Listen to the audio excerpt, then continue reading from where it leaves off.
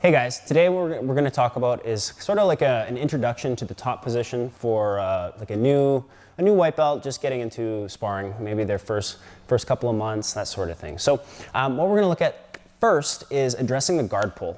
A lot of the time, on the feet, you and your opponent, you and your partner, you're going to make grips. And if you're a beginner, chances are you're not going to get a chance to dictate what happens. And so for our scenario today, we're going to talk about what happens when our opponent pulls guard on us. Okay, so first thing I want to look at here, guys, is just my partner. We're just going to take our normal like collar, right hand on the collar, left hand on the elbow. My partner's just going to put their foot up on my hip for a moment here, and I just want to demonstrate for you guys kind of like what the motion is that my opponent is going to be doing to me when they pull guard. And that's going to be that she's going to be pushing into my hip with her leg while pulling my head forward and down. Go ahead, boom, just like this. One more time, boom. So when this happens, guys, I have to resist this motion. So as we make our way to the floor, my hip being pushed back, I'm gonna be trying to push my bum in, tucking my tailbone and lifting my head up so that I can maintain good posture. The other thing that's very important, go ahead, you can bring your foot back to the floor here. The other thing that's very important is that we have good base. Okay, so with my feet, I'm not gonna be nice and square like this. When my opponent pulls guard, it's gonna pull me forward. And I need a leg forward to catch myself, to avoid getting pulled all the way down to the ground, to my knees, that sort of thing. I want to try to stay on my feet. So what we're going to do, again, I already have my right leg forward. We have our grips. She's going to pull guard on me, and immediately I posture up. So I'm tucking my tailbone in. I'm lifting my head. And what I want to do here, again, like I said at the beginning, I don't want to go to my knees. I want to stay on my feet so I'm more mobile.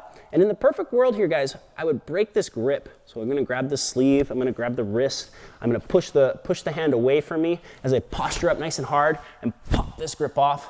From here, guys, the ideal situation would be for me to start fighting the legs so that I can start working into a guard pass.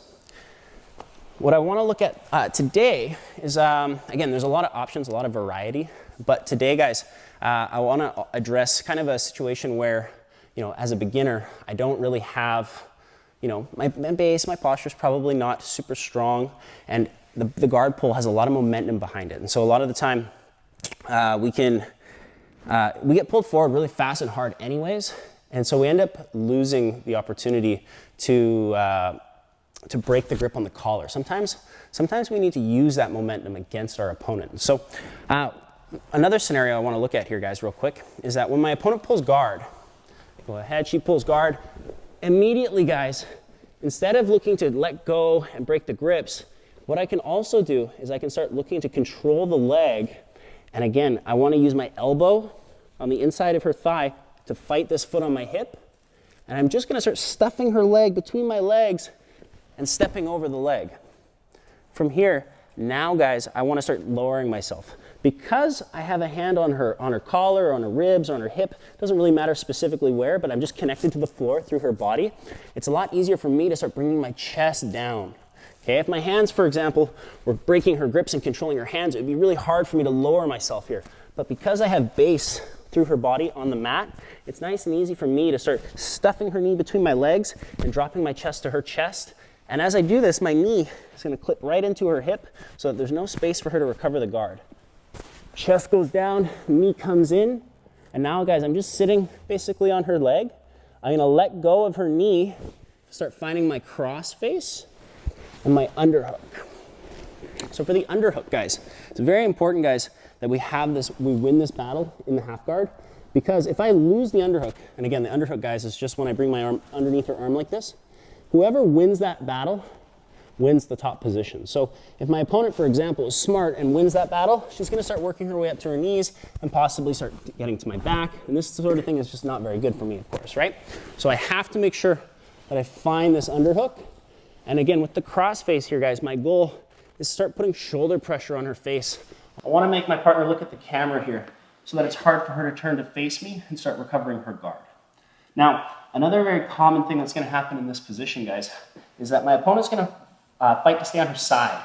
Okay, if she's on her side, all of her offense is a lot more effective here. So what we need to do here, again, my hands are connected, I have my underhook, I have my crossface, I'm driving her shoulder down towards the mat, but this isn't enough to stop, to keep her flat. So what we need to do while I'm driving is I need to start to circle my hip towards her hip. And this is just going to put her lower back flat on the floor. Once I've established my chest-to-chest, cross-face, and underhook half guard, the pass is going to be much, much, much, much easier from here.